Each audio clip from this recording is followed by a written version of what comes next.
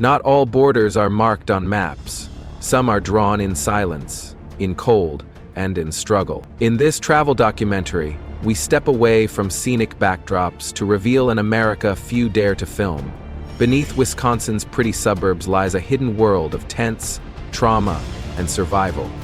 In one of the nation's wealthiest states, we meet those living without shelter, without safety, and often without hope.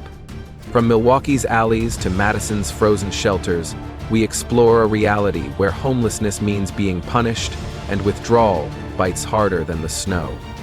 This is NVL Travel Documentary, and what you're about to witness isn't just a story, it's a wake-up call. Stay with us. Number 1. The reality of homelessness in Wisconsin. Let's lift the veil on the numbers, because behind every statistic is a life. In the state of Wisconsin, homelessness isn't just a footnote, it's an unfolding crisis. On a single night in late January, over 4,500 people were officially recorded as homeless. But advocates and outreach workers estimate the real number could be closer to 6,000, if not more. That's not just a data gap. That's thousands of invisible lives. People sleeping in cars, tents, or not sleeping at all. And Milwaukee, the state's largest city, bears the brunt of it. Nearly 7 out of every 10 unhoused individuals are concentrated there, packed into urban corners at a density that sometimes reaches 80 people per square mile. That's not a neighborhood, that's a humanitarian pressure cooker. But who are the people behind these numbers? A disproportionate share are African Americans. Though they make up only 10% of Wisconsin's population, they represent over 25% of the homeless population. The shadows also stretch across generations. 15% of those on the streets are veterans, many still grappling with trauma long after their service ended. Even more alarming, nearly 900 homeless youths, some as young as 14, now roam the same cities where they should be attending school, making friends, dreaming big. Then there are the families, mothers, fathers, and children, pushed to the edge by skyrocketing rent and stagnant wages. Since 2020, the number of homeless families has increased by almost 30% statewide, with single mothers being the fastest growing demographic. These aren't just rough patches. For many, it's been months or even years without stable shelter. And if poverty wasn't cruel enough, Wisconsin's winters are merciless. When the snow begins to fall and the wind cuts through like broken glass, the demand for emergency shelter surges by more than 50%. Yet shelters, already strained, are forced to turn away hundreds of people each night. Imagine that, being told there's no room while the temperature outside drops below freezing. It's not just uncomfortable, it's dangerous, it's deadly. An estimated 30% of Wisconsin's homeless are considered chronically homeless, meaning they've been without stable housing for more than a year, often cycling between shelters, streets, and emergency rooms. Their stories are not brief detours. They are long, spiraling struggles. Take Maria, a mother of 2 who's been living in her car for the past 4 months. She parks behind a grocery store, covers the windows with towels, and prays her children sleep through the night. "I just need it to stay above 20 degrees, she whispers. That's not hope, it's survival. This is not just a housing issue, it's a reflection of broken systems, where race, class, and circumstance collide. And unless we understand the full scope of who is suffering, we risk designing solutions that leave the most vulnerable behind. Let's keep going, because knowing is the first step toward doing something about it.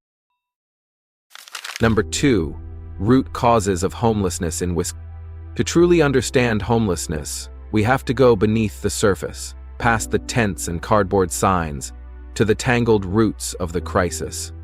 Because homelessness is never just about not having a roof. It's about a system that's failed, piece by piece. Let's start with the numbers that hit hardest. Rent. Over the past 5 years, rent across Wisconsin has increased by more than 20%. In Milwaukee and Madison, the average one-bedroom now costs over $1,200 per month. Meanwhile, the average wage has only gone up between 5 and 7%. And for those earning minimum wage, which in Wisconsin still hovers around $7.25 per hour, it's a financial dead end. Working full-time at that rate won't even cover basic housing, let alone food or transportation. Then there's poverty. As of early 2025, around 11% of Wisconsin residents live below the poverty line. In certain urban zip codes, that number spikes to over 20%. For many families, it takes just one bad break, a job loss, a hospital bill, or a car breakdown, and the spiral into homelessness begins. Not slowly. But the story gets even more complex when we look through the lens of history and race. Decades of discriminatory practices like redlining, unequal access to education, and biased hiring systems have created deep-rooted disparities. Black families are more likely to be denied loans, live in underfunded neighborhoods, and earn lower wages, leaving them far more vulnerable to housing instability. In short, poverty hits harder when it follows generations. And what happens when families fall apart? Without support networks, many young people, especially LGBTQ youth and those aging out of foster care, are left to fend for themselves. No backup, no safety net. They drift from couch to couch until the couches run out, and then the streets become the only option. Mental health and addiction add another heavy layer. According to recent data, roughly 1 in 3 homeless individuals in Wisconsin suffers from a serious mental health condition, like post-traumatic stress disorder or chronic depression. And yet, mental health services are severely underfunded. Clinics are overwhelmed, wait times stretch for weeks. For some, treatment comes only after a crisis. For others, it never comes at all. And finally, we can't ignore the cracks in our social safety net. Programs like SNAP or housing vouchers exist, but they don't go far enough. As many as 30% of applicants for emergency housing assistance report being denied or delayed due to bureaucratic red tape. Systems don't talk to each other. Caseworkers are stretched thin, and as the need rises, the support lags behind. So, no, it's not just one thing. It's a storm of rising costs, broken support systems, and deep social inequities. And unless we fix what's broken at the roots, we're just patching holes in a sinking ship. Number 3, what is the government doing? So, what is the government actually doing about homelessness in Wisconsin? It turns out, not everything is broken. There are programs that show promise. Ideas that could work if they're scaled and supported the right way. Let's start with what's known as the Housing First model. It flips the script. Instead of telling people to fix their lives before they get a home, it gives them a roof first, then wraps them in support, mental health services, job training, addiction treatment, whatever they need. And here's the thing, it works. Cities like Milwaukee and Madison that adopted Housing First have seen a 40% drop in repeat homelessness. Because once someone has a stable place to live, everything else becomes a little more possible. Sobriety, stability, dignity. Then there's the Emergency Solutions Grant, or ESG, a federal program that Wisconsin taps into. It's like a safety net under the safety net. This grant helps cover overdue rent, stops people from being evicted, and funds emergency shelters, especially during those brutal winter months. Thanks to ESG funding, the state was able to expand winter shelter capacity by nearly 30% during the coldest periods in early 2025. That's hundreds of people who otherwise would have been sleeping outside in sub-zero temperatures. But tackling homelessness isn't a solo mission. It takes a network. Enter the Continuum of Care system. It's a statewide network that connects government agencies, nonprofits, housing authorities, healthcare providers, and even private businesses. Instead of everyone working in silos, they coordinate efforts, and it's paying off. In areas with active Continuum of Care coalitions, exits from homelessness have increased by 15% over the last 2 years. More people are getting placed in housing and staying there. There's also been a targeted focus on vulnerable groups. Veterans, for example, are finally seeing results. Thanks to joint programs between the Department of Veterans Affairs and local housing providers, veteran homelessness in Wisconsin has dropped by over 10% since 2023. And for families in crisis, emergency cash assistance and mediation services have helped prevent breakdowns that can lead to eviction or separation. Because sometimes keeping a family housed is as simple as covering a week's rent or helping resolve a landlord dispute before it escalates. But, let's be honest, the progress, while real, is still patchy. For every success story, There's still a line of people waiting for shelter, for support, for someone to answer the phone. Demand continues to outpace supply.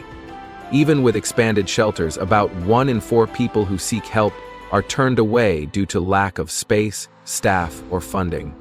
And many of the solutions in place? They're still short-term band-aids, not long-term cures. They treat the symptoms, freezing nights, overdue rent, but rarely address the deeper roots like income inequality, structural racism, or untreated mental illness. Plus, bureaucracy gets in the way. Applying for assistance can be a maze. Systems don't talk to each other, and people who are already overwhelmed, already at their limit, are expected to navigate complicated forms, long wait lists, and endless eligibility rules. So yes, there are signs of hope, but hope without follow-through is not a solution. What's working needs to be expanded. What's missing needs to be built. Because the truth is, the government is trying, but trying isn't enough when people's lives are on the line. The real question is, will we treat homelessness like the emergency it is, or keep responding like it's a temporary inconvenience? The clock is ticking, and winter is always just one season away. Number 4, bold solutions. What could actually work?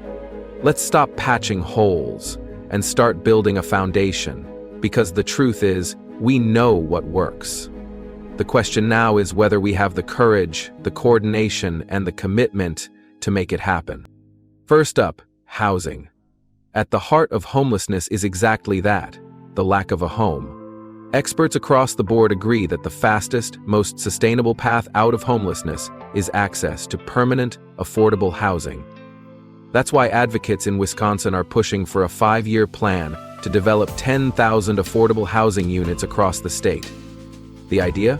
Combine funding from state and federal sources with private sector investment. Public land could be repurposed, regulations streamlined. In cities like Milwaukee and Madison, where average rents have climbed to over $1,200 a month, rent controls could help keep costs from skyrocketing. Because if people can't afford to stay, they'll be forced to leave. And often, there's nowhere left to go. But housing alone won't solve everything. Many people experiencing homelessness also struggle with deep trauma, addiction, or mental illness, which is why the next step is building 20 integrated treatment centers throughout the state, places that don't just offer a quick fix but provide long-term, coordinated care. These centers would bring together medical care, psychiatric support, addiction counseling, and vocational training under one roof. No more sending people from one agency to the next, just one door, one team, one plan. As of early 2025, over 30% of unhoused individuals in Wisconsin are living with untreated mental health conditions. That's not just a statistic, that's a wake-up call. Next, let's talk about jobs and skills. Because housing and healthcare mean little without income.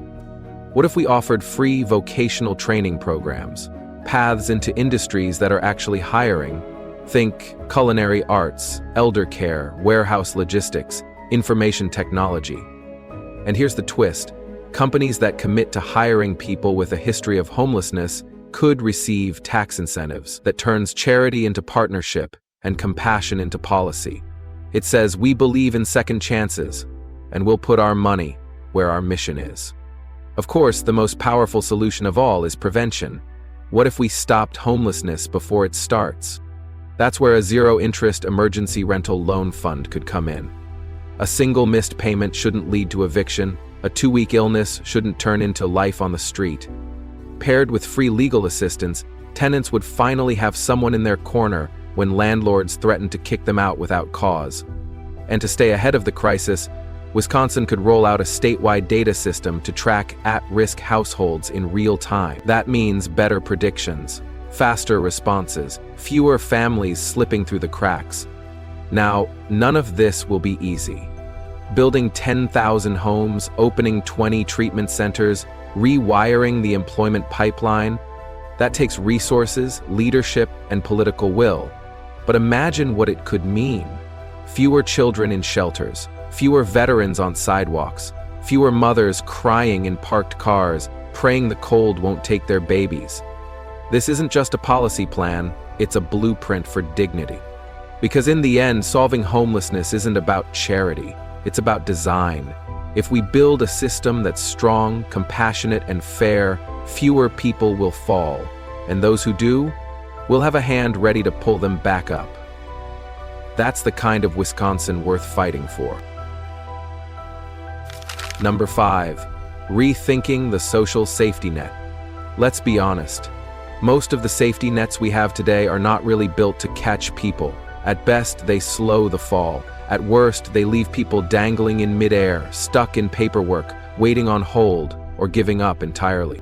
Programs like SNAP, Medicaid, and housing vouchers were designed to help, and for many they do provide short-term relief, but in their current form they're more like emergency patches than permanent fixes. Think about it. How helpful is food assistance if you don't have a fridge to put it in, or a housing voucher when no landlord will accept it, or Medicaid when mental health appointments are booked out for 3 months? The data backs this up. As of early 2025, over 35% of eligible families in Wisconsin are not receiving the full benefits they qualify for. Why? Because the systems are too complex, too slow, and often too disconnected from each other. Here's a simple truth. Poverty is exhausting, and yet we expect the people in the most vulnerable positions to navigate the most complicated systems. It's like handing someone a 20-page form while their house is on fire. We don't just need more aid, we need smarter aid. So what does that look like? First, we need to simplify the process. Right now, if someone wants to apply for SNAP, housing support, and Medicaid, they might have to go to 3 different offices, fill out 3 different applications, and tell their story 3 different times. That's not just inefficient, it's inhumane. A unified application system, supported by modern technology, could save time, reduce errors, and increase access. Other states like Colorado and California have already started streamlining benefits enrollment, and it's working. Wisconsin can and should follow suit. Second, we need to invest real money into these programs, not just to meet the growing need, but to build capacity. More caseworkers, more social workers, more shelters with wraparound services. In the past 5 years, the number of families in need of housing assistance has grown by over 20% statewide, but the budget for housing vouchers has increased by less than 8%. That's a gap, and people are falling through it. Third, we need data systems that actually talk to each other. Right now, someone might be flagged as high risk by a hospital, but that info never reaches the shelter network or social services until it's too late. With a fully connected, state-level platform, we could intervene sooner, help faster, and maybe, just maybe, prevent that crisis from happening in the first place. But here's the thing, fixing the safety net isn't just about efficiency, it's about dignity. People shouldn't feel like they're begging for scraps when they ask for help. The system should empower them, not punish them for being poor. Because when we treat housing, food, and healthcare as privileges, we create conditions where poverty becomes permanent. But when we recognize those things as basic rights, we open the door to real change. So no, this isn't just about better software or shorter lines. It's about rebuilding trust.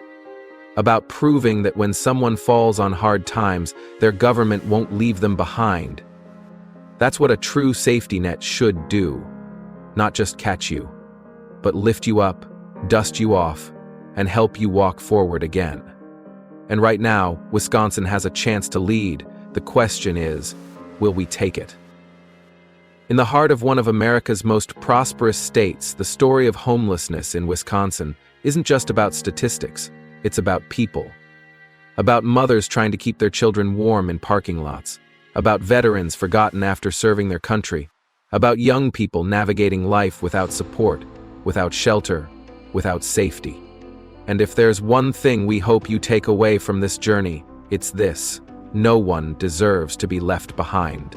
We cannot keep patching up a broken system and calling it reform. What's needed now is not just charity, but change. Real, structural, bold change. A future where Wisconsin is more than a place of quiet beauty and rolling farmland. A future where everyone, no matter their background or income, has a home, a chance, and a sense of dignity. That future is possible, but it requires all of us. It starts with turning compassion into policy, where kindness isn't left to the lucky few but built into the way we govern, where support is not a lottery but a right, and it grows when we act together. As individuals, volunteering, donating, or simply listening to the stories that too often go unheard. As businesses, opening doors, creating pathways, offering second chances that can change a life. And as governments, investing in long-term solutions with transparency, with courage, and with heart. Because when we stand together, when we refuse to accept homelessness as a normal part of modern life, we begin to rebuild not just homes, but hope. If this story moved you, if it made you think, we invite you to join the conversation. Leave a comment, share your thoughts, or tell us what change looks like in your community. And if you'd like to see more human stories from the world's overlooked places, don't forget to like this video and subscribe to NVL Travel Documentary. We're here to tell the stories that matter, the stories that travel deeper. Because sometimes, the most powerful journey is into the lives we've learned to look past. Thank you for watching, and thank you for caring.